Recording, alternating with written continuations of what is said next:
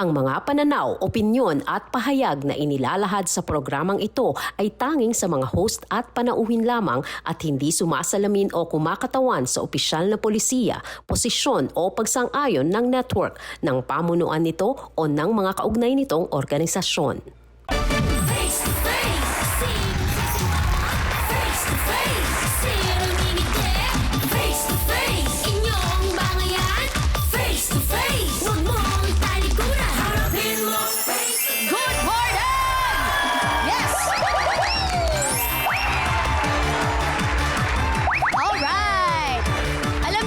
Kung too good to be true ang item, huwag basta-basta magpapasilaw sa offer. Maging mabusisi at hindi ka magsisisi. Red warning kasi yan, di ba? Team Pula! Pula! Pula! Pula! Tandaan ninyo, sa akin lang pwede magpabuto. Tama. Dahil isa po akong legit seller at swak na swak sa budget ang aking mga offer. Tama ba, Team Puti?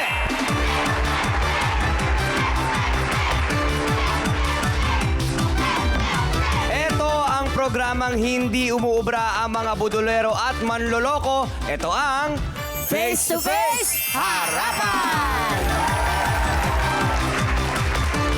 Sila ang kausapin natin para hindi tayo ma-scam, mabudol o maloko. Sino pa ba? It's our harapang tagapayo. Mag-esip-esip ng ilang beses bago maniwala. Anti-scam advice yan mula kay Doktora Camille Garcia.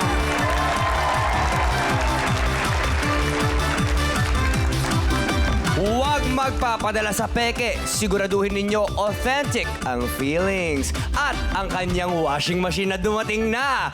Relay dyan si Dr. Love, Brother June Banag.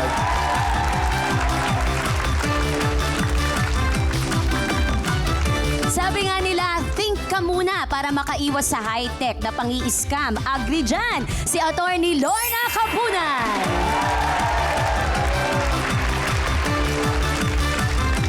With her sincere intention na magkaroon ng tunay na intervention, siya na talaga ang legit na ate ng masa, Corina Sanchez Rojas!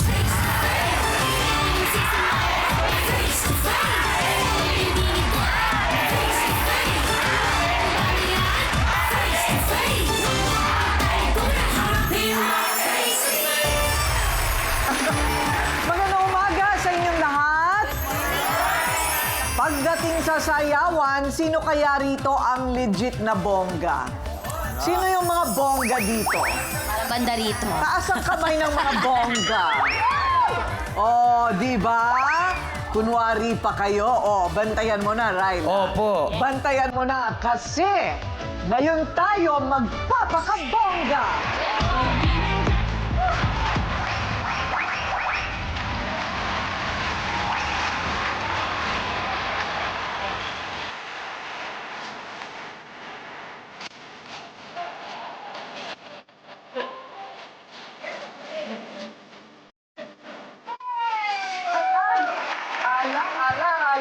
Ayan, nakita ko na po ate Cory. At ang bonggang-bonggang sayawan ng sasawero ay, let's go! Ito, nagmimima. Let's go, te! Let's go!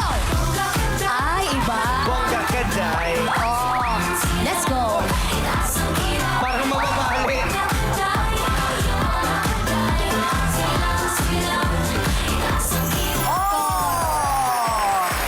Okay. So, sari-sari store owner, pinagbibintangang nagnakaw ng mga panindang ukay-ukay items. Alam mo kasi pag nagpunta ka ng ukay-ukay, ang bilis talaga maglagay sa bayong eh. Bundok yun, Kasi ate. bundok yun, Oo. pag ganyan-ganyan ka lang, ang bilis, wala namang CCTV, di ba? Wala. Okay. So, naiwan daw kasi ni ukay-ukay seller ang kanyang mga paninda sa tindahan. Pero wala ng mga ito ng kanyang binalikan. As in lahat, todo tanggi sa paratang ang may-ari ng tindahan. Sabay sabi ng, style mo, budol! Huwag mo akong budulin. Anong sinisingil mo sa akin? Samantalang wala ka namang iniwan dito. Pagbibintangan mo pa ako? Hindi ako magbabayad sa'yo. Ate Josie, huwag mo na pong binubudol yung lola ko. Huwag mo na rin pong binibiktima. Maliit lang po yung tindahan namin. Maliit lang po yung kinikita ng tindahan namin. Maawa ka naman po. Kay Belen, huwag mo akong pagbibintangan ng camera ko o budol. Sa tagal, 7 taon, nagtitinda ako ng ukay. Walang nagsabi sa akin yan. Saka wala akong nababalitaan na nagbubudol sa si Nanay Josie. Kaya ikaw, Ate Belen, kung ano yung mga sasabi mo sa akin, Nanay Josie, pag-isipan mo muna mabuti, hindi kung ano-ano sinasabi mo. Kung ganyan, masama yung ginagawa mo niya, hindi ka dapat nagagawin sa ibang tao. Halukayin na natin ang punot dulo ng reklamong ito. Belen at Josie, harapan na.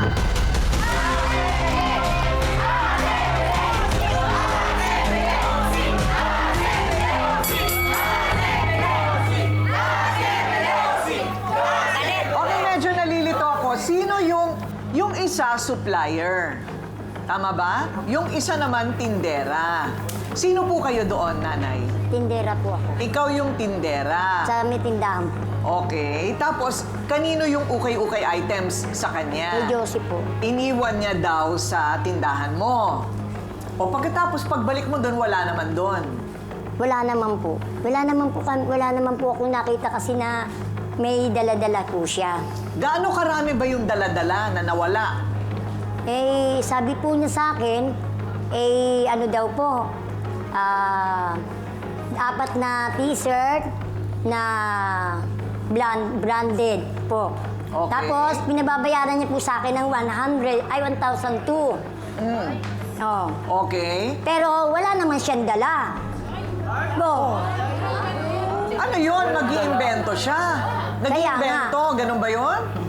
Hindi ko alam sa kanya kung anong gusto niya. Kaya ang ginawa ko sa kanya, bakit ko babayaran? Wala naman akong kinukuha, di ba? Okay. Teka muna, kapag nagdadala sa'yo, wala kayong pirmahan ng dinideliver sa'yo. Wala.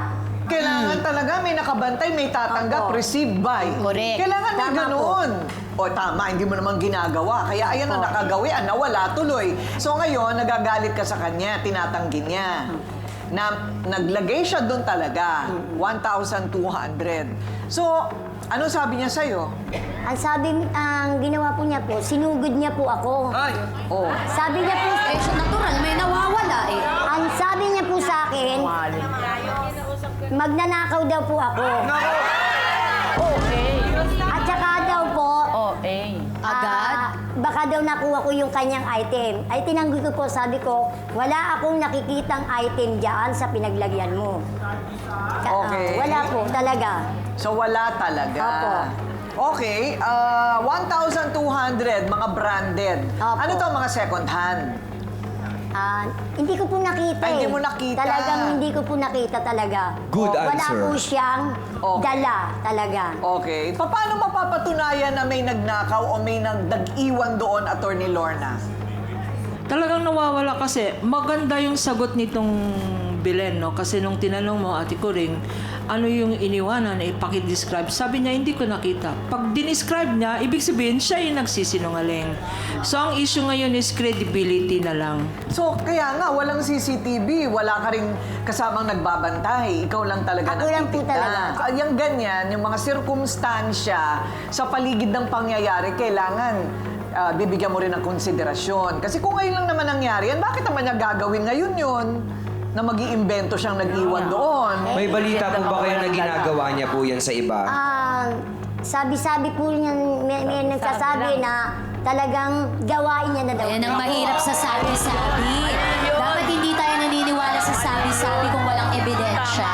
Kasi ang babae magaling makiramdam. Ano ba yun?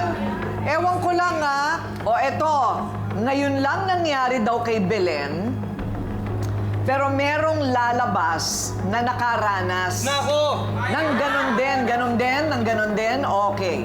Halukayin naman natin ang panig ng inirereklamong ukay-ukay. Supplier na si Josie sa pagbabalik ng Face to Face Harapan.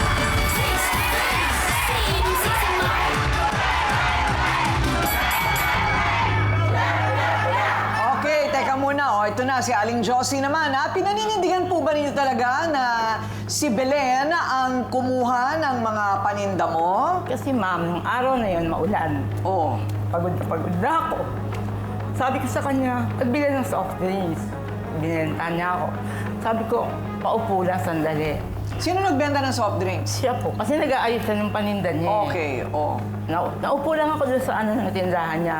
Ang dalaw kasi ma'am, dalawang plastic lagi yan. Isang mga branded, isang local. Nailapag ko doon.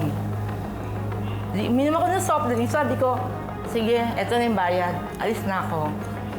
Nawaglit ko yung isang item na puro branded. Yung isa lang nadala ko kasi malakas na yung ulan, ma'am. Ibig mo sabihin, hindi mo talaga nilalagay doon? Talagang dala-dala mo Oo, lang? ma'am. Okay, tapos? Tapos sabi ko nga, teka, pagdating ko sa amin parang may kulang. Malakas ang ulan, August nun, ma'am Oo. Sabi ko, may kulang. Pagbalik ko, ma'am, wala doon. Wala doon. Saan mo iniwan, sa lapag o sa ibabaw? Hindi, sa bangko, ma'am. Sa bangkuan. Sa doon bangko? harap. Opo. Naiwan mo pala. Akala ko naman nilalagak mo lang na ganon. Hindi, ma'am. Naiwan ko po. Siguro, maaring hindi rin niya napansin. O, palagay ko nakita niya yun dahil siya lang naman nandun maulan Walang tambal. Siya lang ang nandun. Hindi ka man lang hinabol, no? Sinabihan kami na iwan ka. Malakas ang ulan. Hindi ka niya supplier? Hindi po. So hindi ka niya supplier? Hindi po. Talagang ikaw, nagtitinda ka lang Nag-iikot din? po talaga Pero ako. matagal na kayong makakilala? Oo, mga bata pa ho sila. Kilala na nila ako. Nag-uukay talaga ako. Okay. So, nakita mo ba? Kasi Wala po binentahan talaga mo siya akong na nga. nakita. Wala ka nakita? Wala po talaga. Kakilala ko naman siya. Bakit hindi niya sa akin sinabi na iiwanan niya? Pagod ako, Ay, Belen. hindi. Umuulan. Dapat. Siya Ano, naging sasabihin sa akin. ko pa ba sa'yo? Hindi. Dapat Hindi niya sinabi sinasadyang eh. iwan, Hindi oo. ka. Ikaw ang Itapon ko nakaiwan doon niya, sa hindi bangko. ako. Ay, kung pwede gawin Dapat, dahilan ng pagod at Dapat. ulan, ang dami ko ng trabahong Hindi hindi ganon. pinasukan. Dapat No. sinabi ko. Ganunan? Napakihiwa ko muna itong... Unang-una, hindi akin yun. Patinda yun. Hindi ko wala na akong Oo pakialam nga doon. Ikaw Hindi lang ko nga ang alam yan. nandun Ikaw lang ang Ha? nandun. Oh, tapos Imposible ano hindi mo ginawa makita, sa akin? malaki. Ha? Pinagmumura mo ako? Oo. Ba't mo ako mumurahin? Hindi Tapos, na, siyempre sa pagod. lahat ng kapitbahay, pinahiya mo ako. Hindi kita pinahiya. Ang sabi ko lang sa'yo, ikaw lang ang tao doon. Magnanakaw ako, hindi ko Oh, hindi ginagawa ko sinabi yan. ganon. Hindi ako nagnanakaw. Sinungaling ka. Hindi ako nagnanakaw. Sinungaling ka. Hindi. Yan ang totoo, sinungaling ka. So, ang gusto mo, bayaran ni Belen. Hindi ko babayaran. 1,200. Hindi ko mabayaran. Ha? Hindi, ko wala babayaran. Walang bayaran niya. Ha? Bakit ko babayaran? Binayaran mo ba? Oo. Oh, dapat wala lang. kang binayad. Wala naman ako. Oh, wala kang binayad. Ano binayad mo? Wala kang binayad. Babayaran. Wala kang Wala binayad. akong babayaran. Oh, wala nga eh. Wala akong babayaran. So, ibig mo sabihin, hindi mo siya sinisingil. Hindi naman, ma'am. Anong gusto mo lang Sinabi ko aminin oh. lang niya? Oo. Ay? Ay, Hindi, aminin lang niya kung nakita niya. Oh, nakita mo, nandun yun sa bangko. Aminin ko. Tinanong Kasalanan lang mo. kita kung nakita mo. Oh, di lalabas na magnanakaw ako. Wala kang Pag tinanong ka, magnanakaw Hindi. agad. Anong budol-budol? Anong sinasabi mong dalaga pa lang siya ginagawa na niya? Ano yun? Yun, nag-aanos din kaya. Ganun din ang ginagawa niya na Oy, sorry mama ka. ko din. Sorry May ka. nabiktima rin po siya. Sorry ka. So, ang sinasabi mo ng mumodus? Meron ka rin binudol. Mahirap yung magbibintang. Ay, hindi ako nagbibintang. Tama, mahirap yung nagbibintang. Mahirap magbintang. Ngayon, eto, para lumabas ang katotohanan, ang mga nabiktima raw nandito sa aming pagbabalik. Ito ang Face to Face.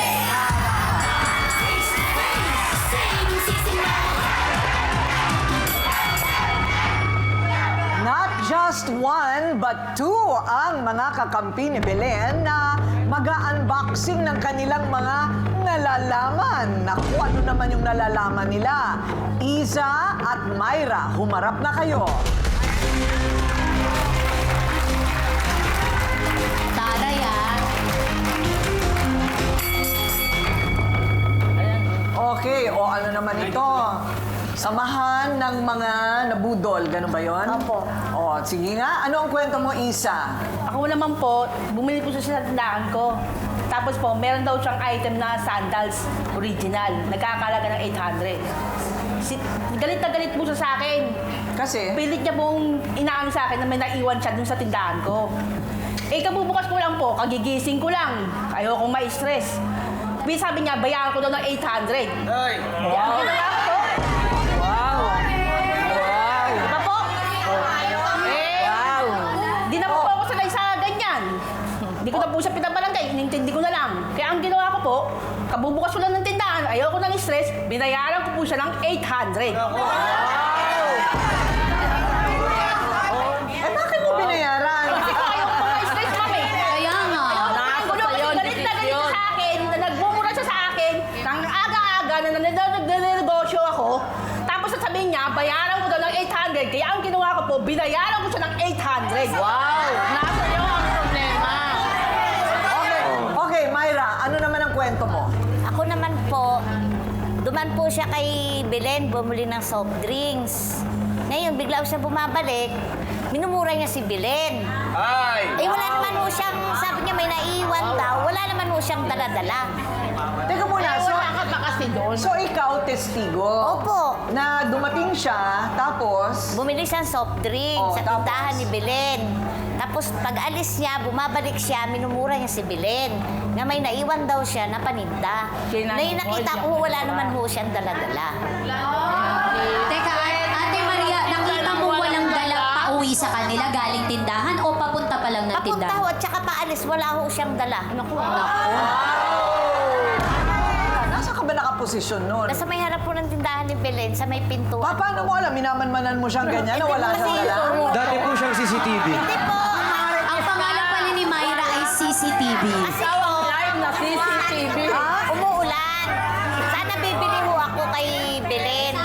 Ay, umuulan pa ho. Hindi niya ho napansin na naantay ho ako sa linya. Ayun na nga eh. Kasi kung ako'y abogado, sasabihin ko, umuulan nga. Paano mo makikita ng diretso? Ay, katabi lang ho yung bahay namin eh. Ha? Magkatabi lang ho. Magkatabi lang. Pero gaano ka posible na nasa lisihan kayo? Walang tao eh. Umuulan. Okay. Kami lang dalawang tao ron. Okay, may nahakot din kakampi itong si Josie dahil narito ang kanyang anak. Joanna, humarap ka na.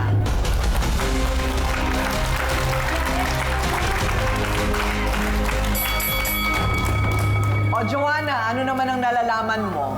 Yung mapapatunayan, ha? Ma'am, hindi naman po ganun ang pagpapalaki po sa amin ng nanay ko. Marangal po at maayos po ang nanay namin. Hindi po buldolera ang nanay ko. Kaya sa inyo po, wag niyo po sanang pagbinagbibintangan ang nanay ko. Okay. Tama ba ito, Attorney Lorna, kung sino yung nag-aakusa, yun ang dapat magpatunay? Tama ka, Ate Coriano. May kasabihan, whoever alleges must prove. Kung sino yung nagrereklamo or kung sino yung nag-aakusa, dapat may pruweba. Ang burden, the burden is not to prove innocence. The burden is to prove guilt. Kasi may presumption na innocence. Ayun. At dahil po oo. doon, Ha? at dahil po doon, Ate Coring, ano po yung ebidensya ninyo na kinuha po ni Ate Belen yung mga paninda? Sinabing kinuha niya, Yun nga tinatanong eh. ko lang siya kung nakita niya. Okay. O bakit ka nagrereklamo? Hindi ka naman pala daw niya sinisingil. Sinabi ko Hindi, lang sa kanya sinabi yung niya po, halaga. ma'am, yun. Sabi niya po sa akin, ang halaga daw po ng kanyang damit na may grande, Na nawala?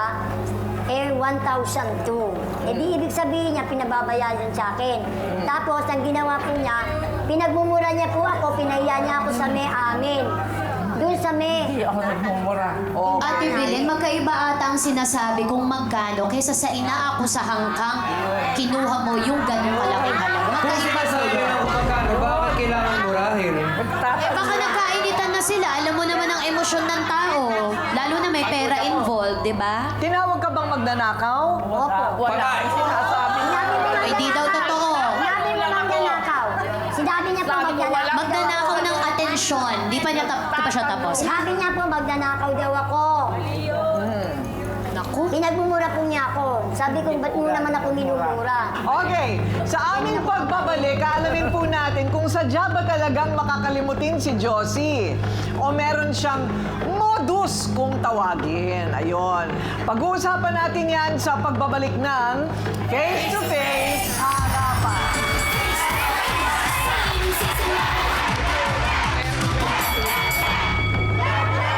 Tuesday at Ryle, ano sa palagay ninyo ang totoo? Anong tingin mong nangyari, Ryle? Pakiramdam ko po, Ate Coring, ito si Nanay Josie, nakalimutan niya lang kung saan niya nalagay. Maaaring hindi po sa tindahan kasi nakita po ni Ate Myra na wala nga daw po siyang dala. So baka naiwan niya somewhere else. Sa ibang pwesto o baka sa bahay nila, malay natin, biglang sumulpot na lang siya somewhere else. Tingin mo ganon? Ikaw, Tuesday.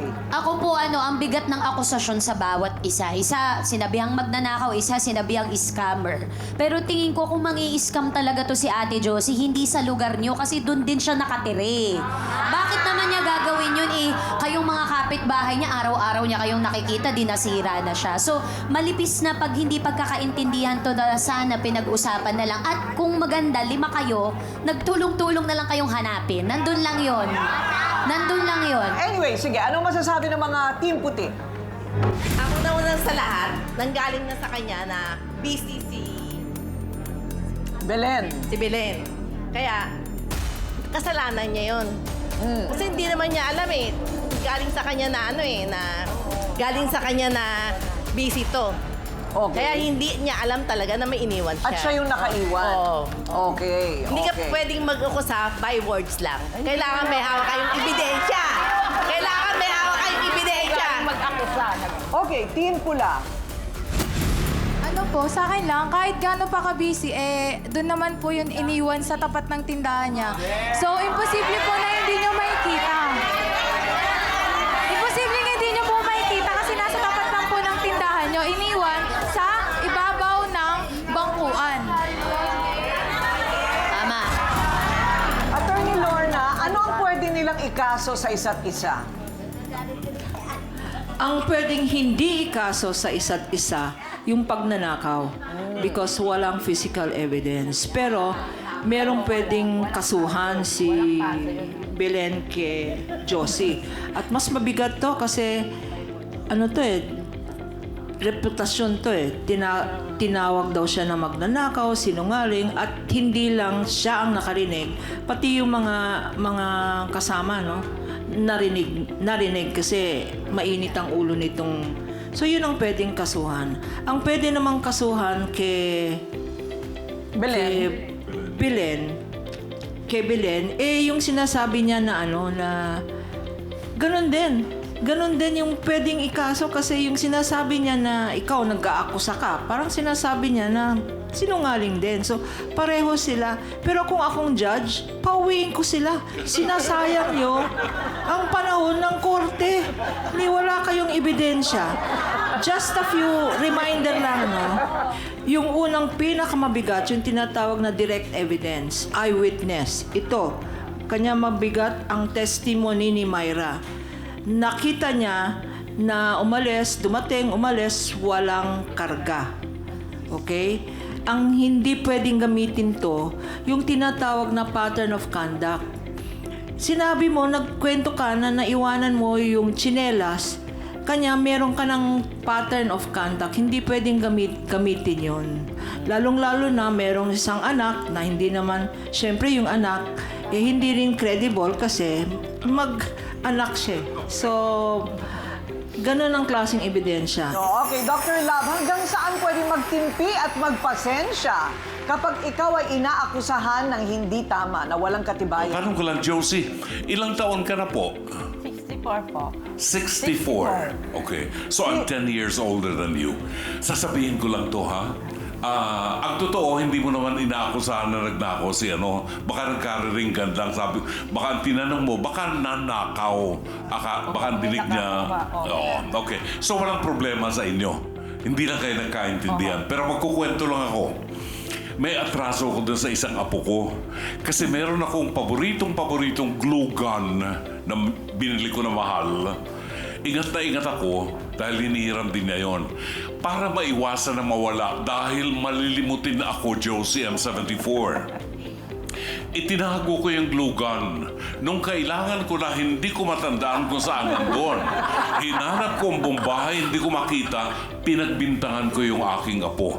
Pero hindi ko sinabi sa kanya kasi wala akong ebidensya.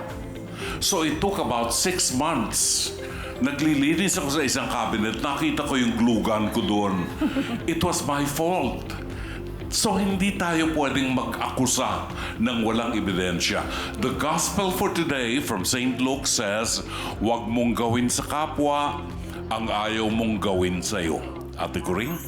Tama, oo. O Doc Camille naman, paano maiiwasang malito kapag pagod ang tao? What do you advise senior citizens? Kasi marami sa kanila makakalimutin. Sama mo na ako doon. Hindi ba? Kaya ako minsan talaga memorize mo ng mabuti. Ang madalas mawala sa akin, salamin sa mata. Ay, ako din, ate ko rin. Yung Palagi salamin sa mata. pinagbibintangan. Tapos Oo. yung pala nakasabit Yung pala nakasabit dito sa ulo natin. At saka kung babalik sa akin lahat ng mga nawala sa akin, hindi ko na po kailangan magtrabaho. Oo, mayamang-mayaman na ako kung babalik silang lahat. Paano ang style? Usually kasi, yun ang mahirap. Dahil kasi pag tumatanda, there's a tendency na nalilimit din yung pagtulog. And basically, when you talk about sleep, napakalaking factor po yun dahil kasi nare-rest yung brain natin. Eh unfortunately, yung iba nga, di ba, pag nagkakaedad, ang tendency 2 to 3 hours lang yung sleep. Tapos pagdating sa ganyang pagkakataon, may yung mga memory slips na talagang sabihin na natin, nakakalimutan lahat yung mga bagay-bagay na ganyan. Although, sinasabi natin na ang dementia po has a genetic predisposition. So meaning to say, pwede po siyang mamana. But remember, dementia, it's just the umbrella. Ang mas malala, yung tinatawag natin na Alzheimer's. Because yung dementia, cold weather ang dating. Pero ang Alzheimer's is snowstorm na yan. So, unang-una po, talagang napaka-importante ng vitamin B12 dyan. For reasons na, kasi yung iba, di ba, napapansin nyo, nagkakaedad pa lang ng 50, may nginig na. Yung, di ba, yung mga ganun, yung mga Parkinson type ng mga klase ng mga nerve disorder. So, talagang importante po ang vitamin B para sa ganun, kung sakasakali magkaroon kayo ng stroke, hindi po kaagad kayo mangingiwi. Yung di ba meron iba pag gano'n biglang napaparalyze na gano'n. So ang vitamin B napaka-importante dyan. Second is zinc. Ang zinc po kasi talaga, memory enhancer din po yan. Kaya lang syempre iba hindi din po kaya ma-accommodate na magkaroon ng mga vitamin supplements na ganyan. So siguro ang dapat po, isipin natin na at this point na nagkakaedad tayo, mas maingat tayo sa ating kinakain, mas mag-hydrate tayo dahil kasi tatandaan niyo po, ang brain natin is 75% water. So pag hindi kayo nag-hydrate at una pong umiinom kayo ng tubig, magsishrink yan. Pero meron pong isang teorya na bakit tayo nakakalimot? Kasi sobrang daming laman ng utak natin. So dapat mag-rest tayo. Kasi kung minsan sa sobrang iniisip natin, marami tayong iniisip, nakakalimutan natin yung mga bagay na dapat na mangyari for today. Ayun. Kumbaga overload. Yes. Overload ng utak. Ayan. Saan naman kaya hahantong ang mga paratang hindi na kayang mapatunayan? Kaya anong ending nito? Abangan natin sa pagbabalik ng Face to Face Harapan.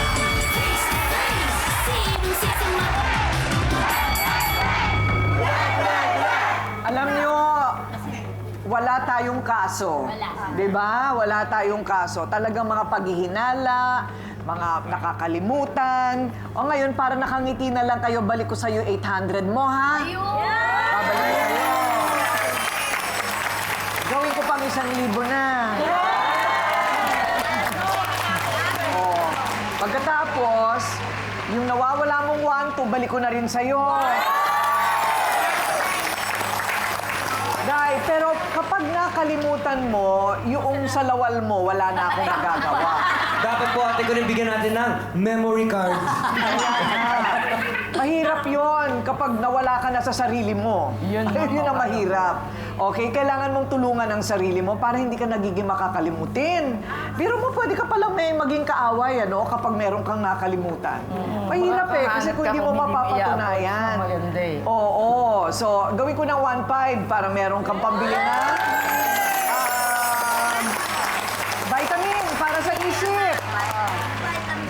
Biloba, bumili ka ha. Okay, so okay na tayo. Okay, hindi ka na daw magnanakaw. Hindi na, wala nang ganon. At saka mukha naman siyang mapagpatawad. O sige na, magbati na kayo.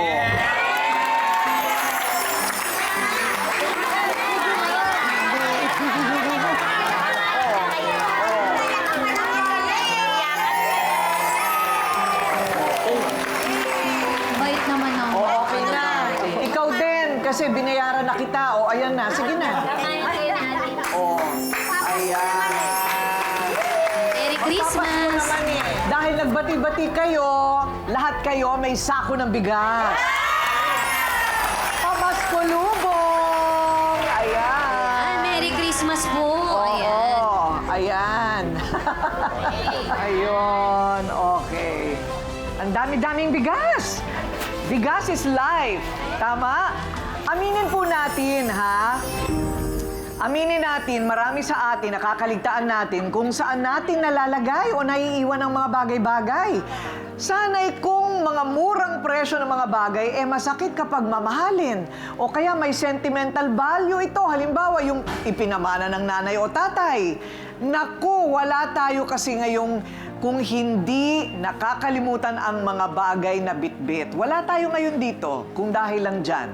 Alagaan natin ang ating memorya, ang ating utak, sapat na tulog, vitamina para sa utak. Ayan ang ginkgo biloba, zinc at B-complex. Pati tubig daw parate, sabi ni Doc Camille. Tama din ang sabi ni Brother June, na ating tagapayo, maghinala man tayo. Kung di natin mapapatunayan, wag nang magbibintang. Hintayin ng lumitaw na lang yan. At kung para sa atin talaga, babalik yan. Ako po ang inyong Ate Kuring, nagsasabing may cake ang harapin ng mga issue dahil walang hindi nadadaan sa pag-uusap, basta dapat may mukha kang ihaharap. Dito sa Face to Face Harapan. Face to face. Face to face. Face to face. Face to face. Face to face, harapan tayo. Face to face, problema'y solusyonan. Tayo na ating pag-usapan. Face to face, tama ng okraya. Saparan, sapating, tama o mali. Galit, bati. Bawat panig ating pakinggan. Ang mga gusot ay may kasagutan. Face it, face off. Di ba sadyang makulay ang mukha ng buhay? Tayo magharapan sa bawat katanungan. Aminan, awayan, isaayos na. Gusto mo bang makisawsaw? Tara na kaibigan. Tungkulay Pinalo ng makapal na tubo sa muka at sa tuhod. Ang mukha mo, gating-ting lang yung katawan ng kapatid ko sa katawan mo. Palo niya sa akin dito. Hindi na po palog, bayo na po na ano. Wala ka na lang mananakit at ihahampas mo. Hindi po tubo. Yantok lang po yun. Tulong! Tingnan mo nga!